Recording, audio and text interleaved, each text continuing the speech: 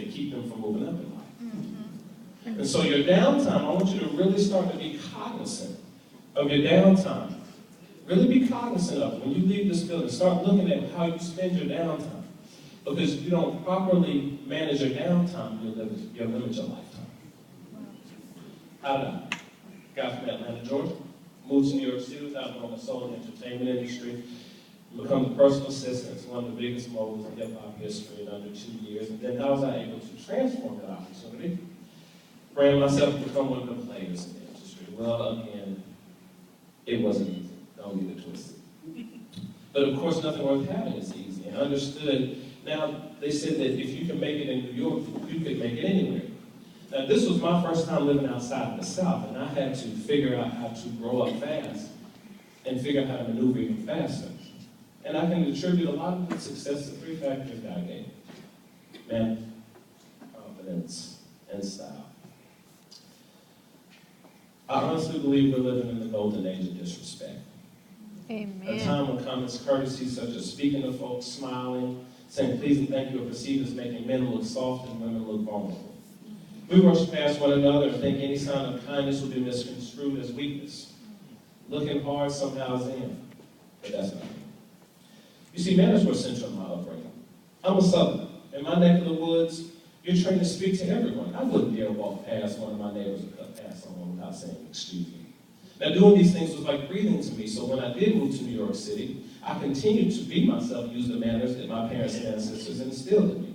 Now, admittedly, some people, they looked at me as if I was a visitor from Mars. But most of it was refreshing, and I was able to meet a lot of influential people, and a lot of doors were opened simply because I followed the traditions of my youth. Manners was the first ingredient that set me apart from my peers. Now I'm a Morehouse man. Morehouse College School of Martin Luther King Jr., Sam Jackson, Spike Lee, and my dad, just name a couple prestigious. Now, to be a Morehouse man is to be synonymous with being confident. There's a saying, you can tell a Morehouse man, but you can't tell much. It's that type of confidence that embodies the culture at Morehouse and all of the HBCUs. Students there are taught to be distinguished, self-assured, and proud of their heritage. They're taught to find a way or make one. Now, this unwavering self-confidence was the second ingredient that set me apart from my peers. As for style, yeah, well, that's been my thing for some time. I was never that keen on following the crowd. When everyone was wearing oversized jerseys, pants that were too big, and tennis shoes, I was wearing a 3-piece chocolate brown and tan pinstripe purple linen suit, a lavender spread collar shirt, Yes. a foulard tie, and chocolate brown cap-toe suede, you know, busted heads. I was wearing suits, but I didn't look traditionally Wall Street. I was wearing both colors, but I didn't look traditionally hip-hop. I had my own sense of style that in many ways was a blend of the two. So my unique sense of style became the third ingredient that set me apart from my peers.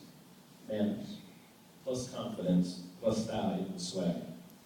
That forms what the book's all about. Chances are you want to know a little something about how to work your own personal swag.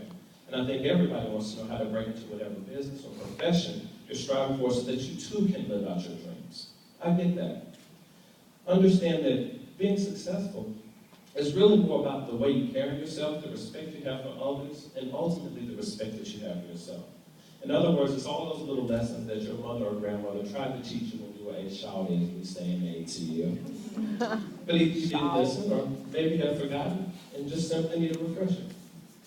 My parents taught my younger brother and me to start where you are. Use what you have, do the very best that you can. They told us if we followed these principles, we'd be successful, no matter what we did in life. These principles, they work for me. This guy from Atlanta, Georgia, who moved to New York City without knowing a soul in the entertainment industry and followed his dream. Now, let me start off here with manners. There's this African proverb that says, the brother or sister who does not respect the elders will not be allowed to eat with the elders.